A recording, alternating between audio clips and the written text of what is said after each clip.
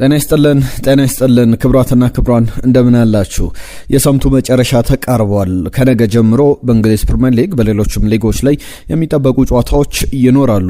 ከዛ አስቀድሞ ግን ስለ ክለቦቻችሁ ምን አዲስ ነገሮች አሉ ብለን በዛሬ ቆይታችን ሰፊ ጉዳዮች እናነሳለን። አንድሬ ሮበርትሰን ከሊቨርፑል ጋር በአመቱ መጨረሻ እንደሚለይ ተረጋግጧል። ስለ ተጫዋቹ ጥቂት ነጥቦች እናነሳለን።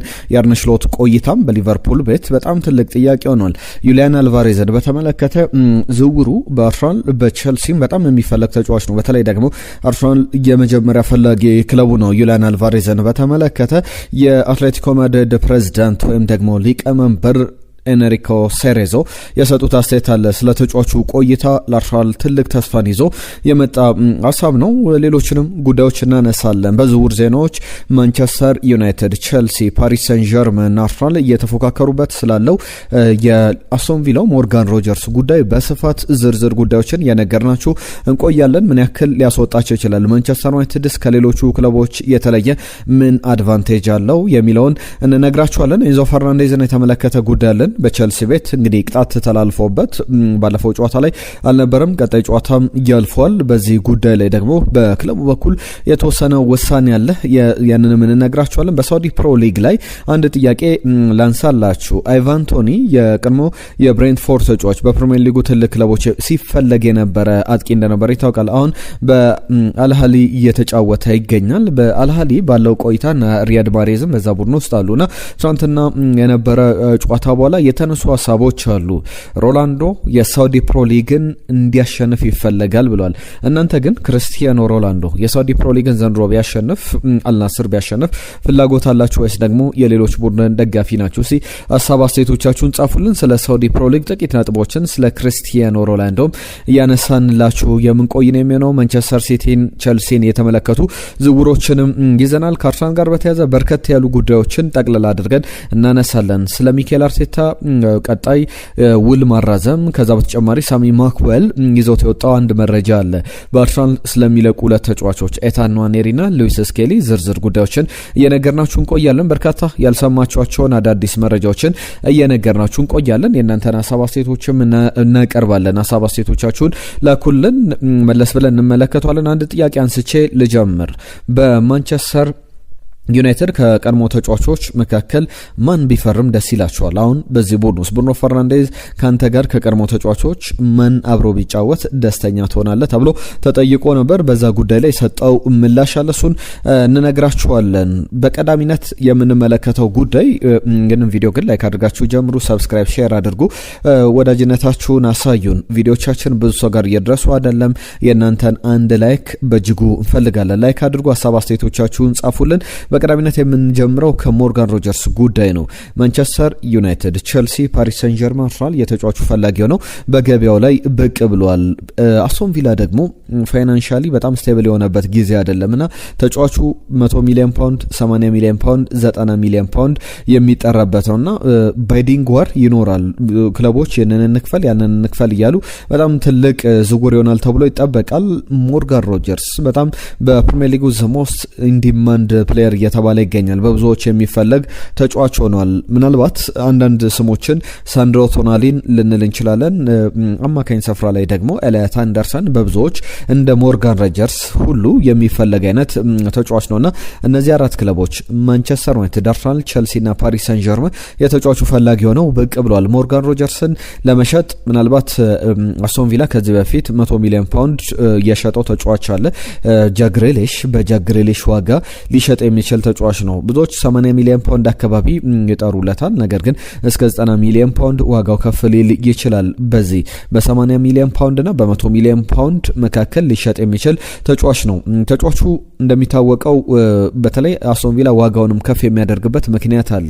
2024 ላይ ነበረ በ15 ሚሊዮን ፓውንድ ከሚድልስብሮ ያስፈረሙት። በወቅቱ ደግሞ የሚድልስብሮ አሰልጣኝ ማን እንደነበር እናውቃለንና ሚድልስብሮ አሁን ተጫዋቹ 100 ሚሊዮን ፓውንድ ቢሸጥ 20 ሚሊዮን ፓውንዱ ወይም 20% የሚድልስብሮ ነው።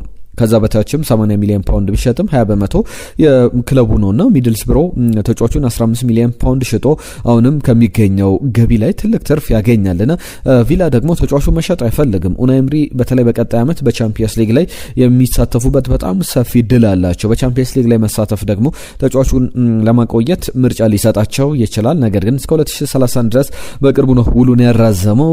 በሌሎች ክለቦች ግን መፈለጉን ተከትሎ የሚቆይበት እድል በጣም እየጠበበ ያለ ይመስላል። ምናልባት አዲስ ነገሮች ተፈጥረው የማይቀዛቀዝ ነገር ከሆነ በስተቀር ነው እንጂ ሌሎች ነገሮች በጣም የተመቻቹ ናቸው። ከዛ ውጪ ደግሞ በዚህ በቻምፒየንስ ሊግ እግር ኳስ ላይ ብቻ አይደለም ሌሎችም ሊነሱ የሚችሉ ጉዳዮች አሉ። ከነዚህ መካከል የዓለም እግር ኳስ ዋንጫ ይደረጋል። በአሜሪካ፣ ሜክሲኮና ካናዳ አስተናጋጅነት ወደ 60 ያክል ቀናት ይቀሩታልና በዛ ላይ የሚያሳየው ብቃትም ሌሎች ክለቦች ምናልባት እነ ሪያል ማድሪድ ሌሎችም ክለቦች ተጫዋቹ ላይ ፍላጎት ሊያሳዩ የሚችሉበት እድል ሊኖር ይችላል። ማንቸስተር ዩናይትድ ቀደም መግቢያ ላይ ሳነሳው ነበር ምን አድቫንቴጅ አለው ከሌሎች ክለቦች በበለጠ መንገድ ተጫዋቹን ለማስፈረም የሚለውን ጉዳይ ላንሳላችሁ። አሰልጣኝ ማይክል ካሪክ 1.5 ሚሊዮን ፓውንድ ከፍሎ ሚድልስብሮ እንዲያስፈርመው ያደረገው እሱ በሚድልስብሮ አሰልጣኝነት ወቅቱ ነበረ።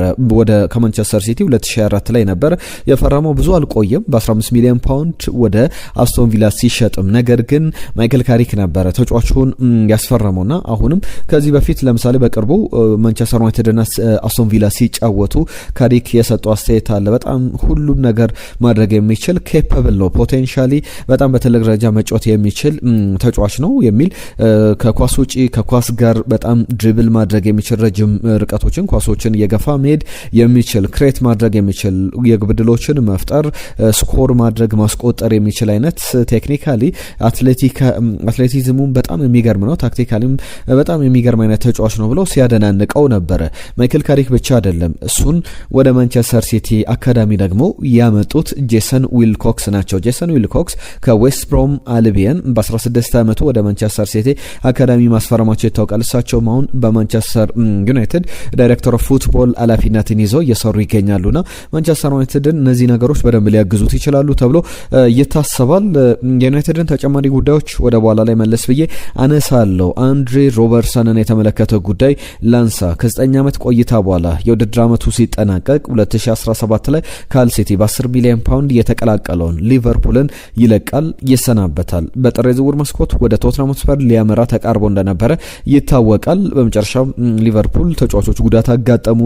ተተኪ ማግኘት አለመቻሉን ተከትሎ አንድሬው ሮበርትሰን በሊቨርፑል እስከ ውድድር ዓመቱ መጨረሻ እንዲቆይ ተገዷል።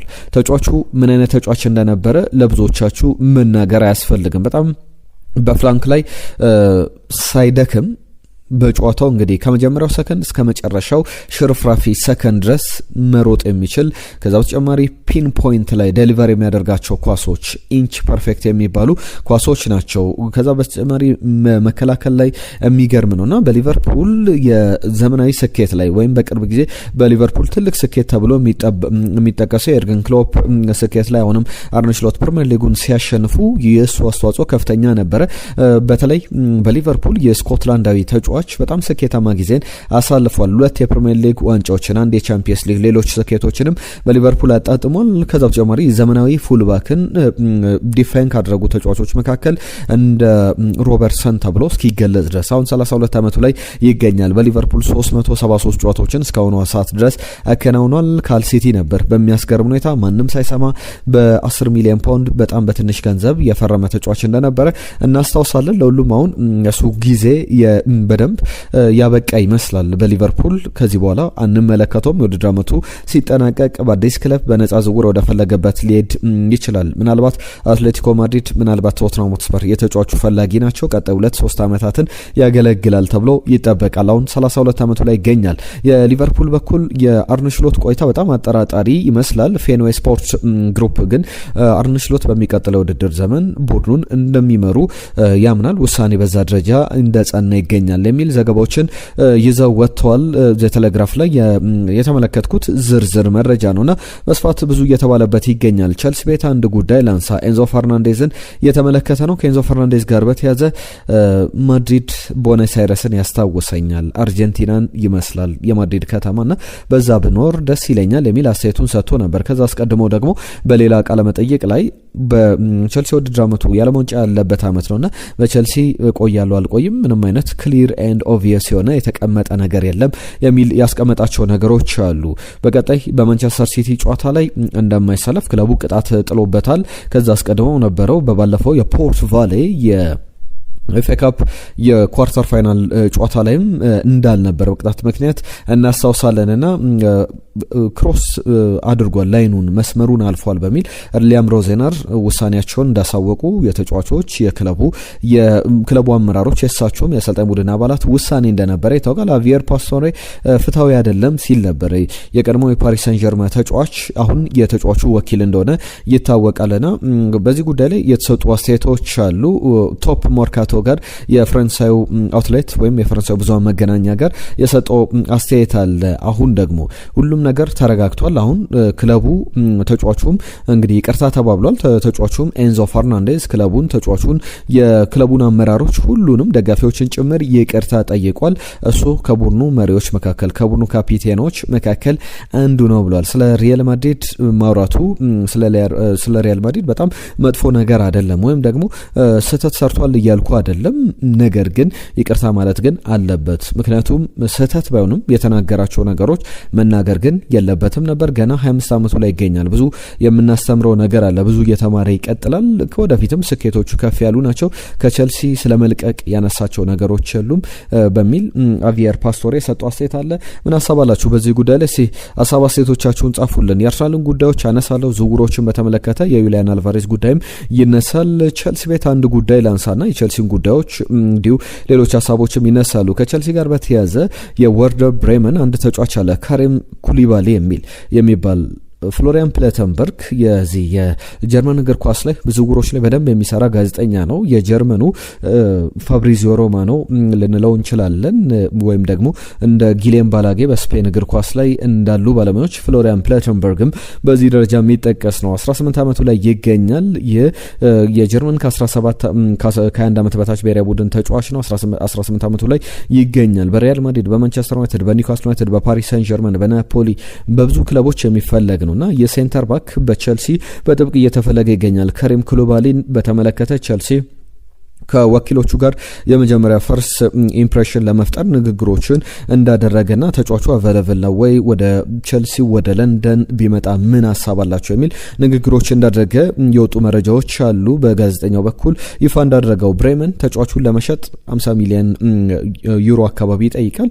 ያ ማለት እስከ 40 ሚሊዮን ፓውንድ አካባቢ ነው። ለቸልሲ ጥሩ ዝውውር ይሆናል ተብሎ የሚጠበቅ አይነት ተጫዋች ነው በሚል ብዙ ሀሳቦች እየተሰጡበት ያለ ጉዳይ ነው። ከዛ ውጪ ማንቸስተር ሲቲን በተመለከተ ኬኔት ኤቾርንን ለማስፈረም ፍላጎት አለ። ፋብሪዚዮ ሮማኖ የ16 ዓመቱን የሄርታ በርሊን ተጫዋች ለማስፈረም ማንቸስተር ሲቲ ስራዎችን እየሰራ ይገኛል። በጀርመን ቡንደስሊጋ ላይ ከእድሜው በላይ ብዙ እየተጫወተ ይገኛልና በጣም ትልቅ አቅም ያላቸውን ወጣቶችን ማንቸስተር ሲቲ በቅርብ ጊዜያት ላይ ያስፈረመ ይገኛል።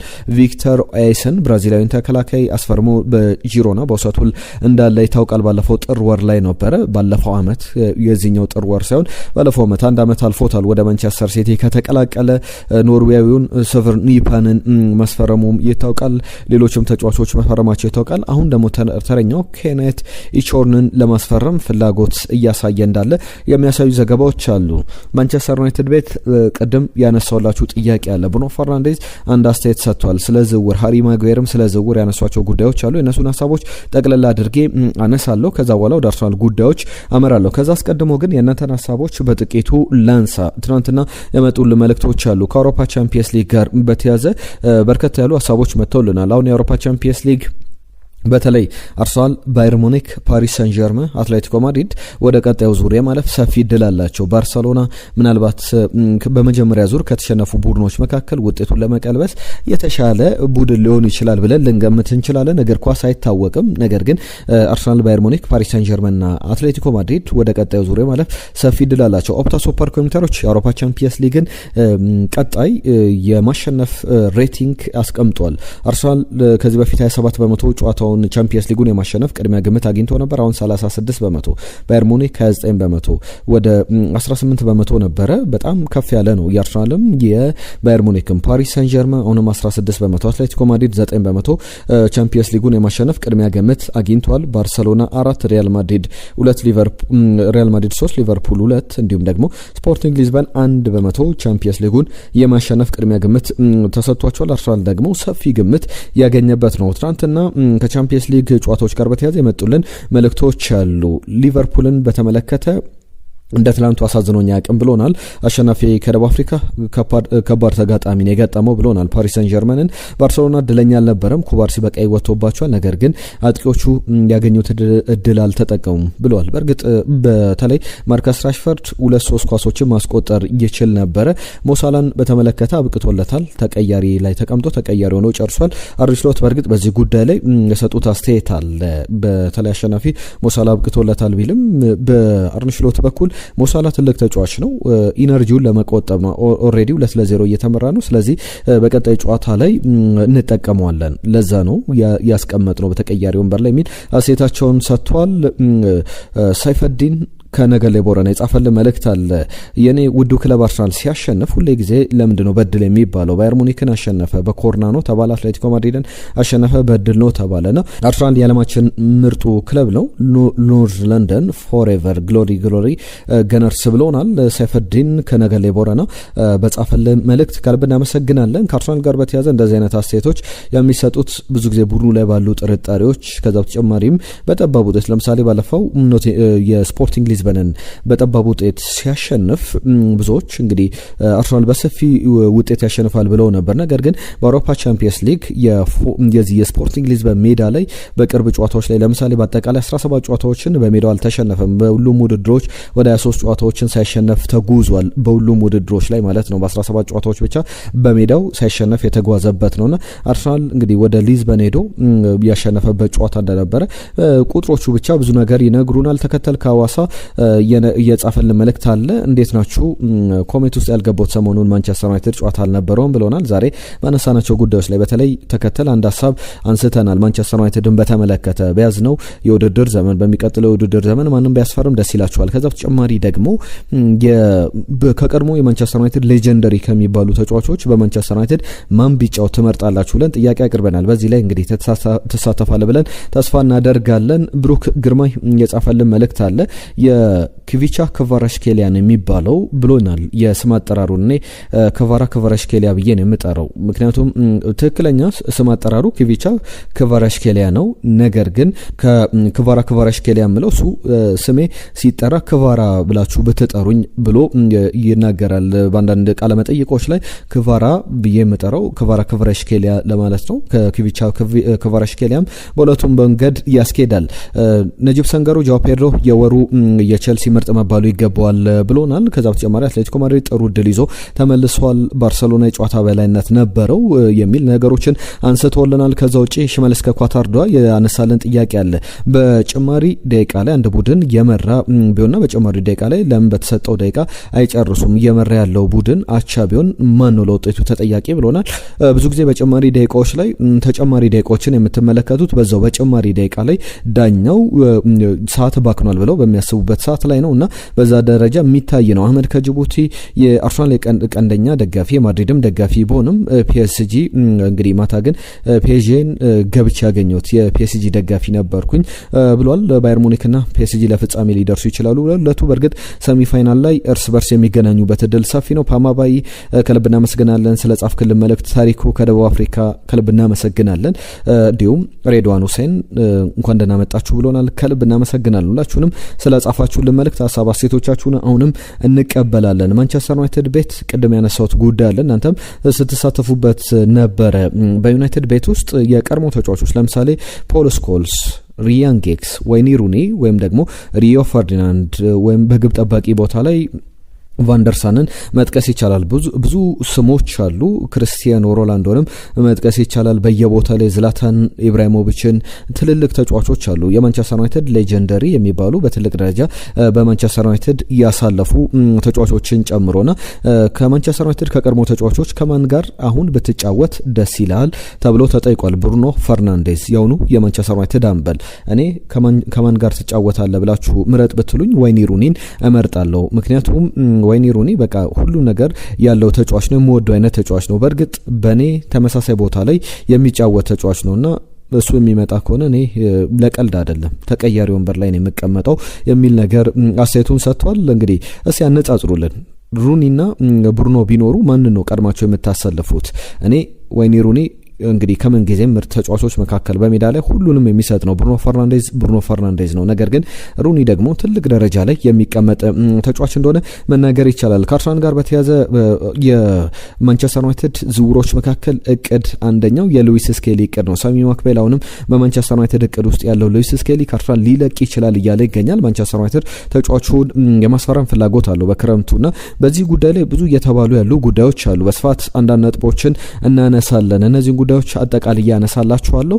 በአርሰናል በኩል አንዳንድ ሀሳቦች አሉ። እነዚህ ሀሳቦች ደግሞ ለምሳሌ ሳሚ ማክቤል አርሰናል የውድድር ዓመቱ ፋይናል አሁን ጊዜውን የሚባልበት የመጨረሻ ቀናት ላይ ይገኛልና በ22 ዓመታት ፕሪሚየር ሊግን አላነሳም። ከ22 ዓመታት በኋላ ፕሪሚየር ሊግ ላይ የማንሳት እንዲሁም ደግሞ በቅርብ ርቀት ላይ ቻምፒየንስ ሊግ ሰሚ ፋይናል ላይ የመቀላቀል ሰፊ እድል አለው። በተከታታይ ዓመታት ቻምፒየንስ ሊግ ሰሚ ፋይናል ላይ አርሰናል ተገኝቶ አያውቅም። ለመጀመሪያ ጊዜ ያንን ያሳካል ተብሎ ይጠበቃል። ከቀናት በኋላ ረቡዕ ዕለት በአውሮፓ ቻምፒየንስ ሊግ የመልስ ጨዋታ የሚያደርገው መርሃ ግብር አለና አሰልጣኝ ሚኬል አርቴታ በዚህ ሂደት ላይ እንግዲህ ትረስት ዘ ፕሮሰስ ብሎ በጣም ስራዎችን እየሰራ እዚህ ላይ ደርሷልና አሁን የአርሰናል የመጨረሻ ሂደት ውጤቱን የሚያሳይበት ጊዜ ላይ ይገኛልና በአርሰናል በኩል ምን አዳዲስ ጉዳዮች አሉ ከሚሉ ጉዳዮች ስንጀምር አንደኛው ሚኬል አርቴታ ውል ነው። የሚቀጥለው ዓመት ወይም 2027 ላይ ይጠናቀቃል። ወይም የዛሬው የያዝነው የውድድር ዘመን ሲጠናቀቅ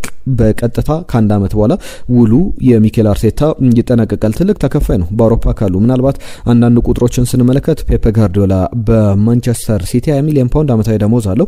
ዲየጎ ሲሞኔ የዓለማችን ውዱ አሰልጣኝ እንደሆነ ይታወቃል። 25 ሚሊዮን ፓውንድ በአትሌቲኮ ማድሪድ ዓመታዊ ደሞዙ ነው። ሚኬል አርቴታ 2004 ላይ ውሉን ሲያራዝም በአመት 10 ሚሊዮን ፓውንድ ይከፈለው ነበር። ከዛ በኋላ በቻምፒየንስ ሊግ ላይ ደግሞ ቡድኑን የሚያሳትፍ ከሆነ በየአመቱ 5 ሚሊዮን ፓውንድ ጭማሪ ያለውና በአጠቃላይ 15 ሚሊዮን ፓውንድ የዓለማችን ምናልባት ሶስተኛው ውዱ አሰልጣኝ ሊሆን ይችላል። በቅርቡ ጆሽ ክሮንኬ የስታን ክሮንኬ እንዲሁ ልጅ ናቸውና ፌብሩዋሪ ወር ላይ ወደ አርሰናል መጥተው ወደ ለንደን ከአርሰናል ሰዎች ጋር በቀጣይ የክረምቱ ዝውውር እቅዶች ላይ እነማን ሊለቁ ይገባል በሚኬል አርቴታ ውል ላይ ንግግር ነበራቸው። እሳቸው ብቻ አይደለም የአርሰናል ስራ አስፈጻሚ ወይም ሊቀመንበር ሪቻርድ ጋርሌክም በዚህ ላይ ስራዎችን ሲሰሩ ነበርና ሚኬል አርቴታ ከ2024 በኋላ ውሉን አላራዘመም። 2027 ላይ ውሉ ይጠናቀቃል። ስለዚህ አዲስ ውል ይቀርብለታል ተብሎ ይጠበቃል። የአመቱ መጨረሻ ላይ ምናልባት የምንሰማው ፕሪሚየር ሊግ ዋንጫን የሚያሳካበት እድል ሰፊ ነው። ከዛ በኋላ የምንሰማው እቅድ ሊሆን ይችላል።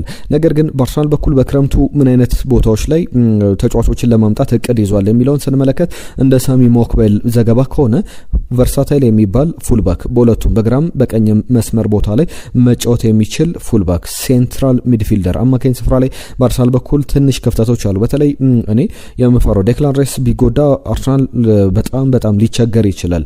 አማካኝ ስፍራ ላይ መልሶ ማጥቃቶችን በማስቆም ማጥቃቱንም በማስጀመር በጣም ትልቅ ስራ በጣም ሳይደክመው እየተጫወተ ያለ ተጫዋች ነው። እንዲሁም የግራ መስመር አጥቂ ቦታ ላይ ተጫዋች ያስፈርማል ተብሎ ይጠበቃል። በእነዚህ ቦታዎች ላይ የአርሰናል ዝውውሮች ይጠበቃሉ። አንድሪያ ቤርታ ስራዎችን እየሰሩ እንዳለ ይጠበቃል። ነገር ግን አርሰናል በዚህ ደረጃ እነዚህን ተጫዋቾች ለማምጣት ለምሳሌ ከኒውካስል ዩናይትድ የሚፈልጋቸው ስሞች አሉ። አንደኛው አንቶኒ ጎርደን፣ ሳንድሮ ቶናሊ እንዲሁም ደግሞ ቲኖ ሊቨርሜንቶን ለማስፈረም ፍላጎት አለውና እነዚህን ዝውውሮች ለማጠናቀቅ አርሰናል ፋይናንሻሊ ያዝ የሚያደርጋቸው ነገሮች አሉ። በሚቀጥለው ውድድር ዘመን በፕሪሚየር ሊጉ አዲስ ሩል ይተገበራል።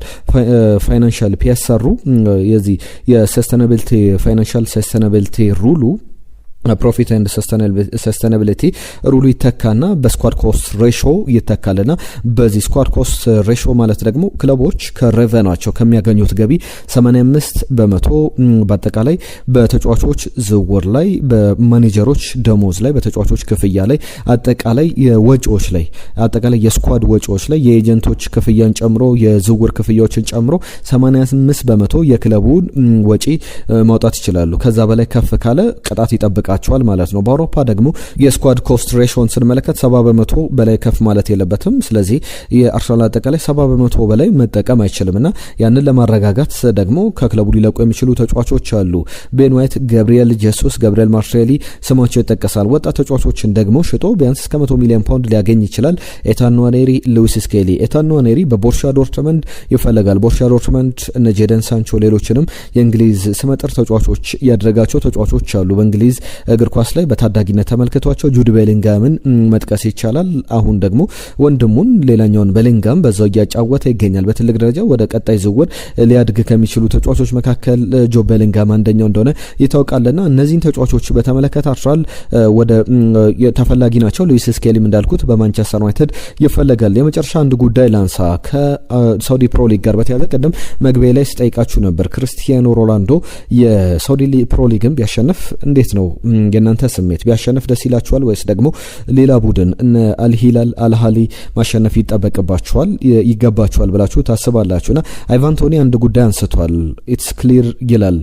በጣም ኢንፍሉዌንስ እየተደረገ ይገኛል ሊጉ አልናስር ዋንጫውን እንዲያሸንፍ የሚል ሀሳቡን አንስቷል። በተለይ ደግሞ በዋንጫ ፉክክሩ ላይ ከተመለከትናቸው ውጤት ቀያሪ ትናንትና ከነበሩ ውጤቶች መካከል በሳውዲ ፕሮ ሊግ ላይ 1-1 የተጠናቀቀ ጨዋታ ነበረ።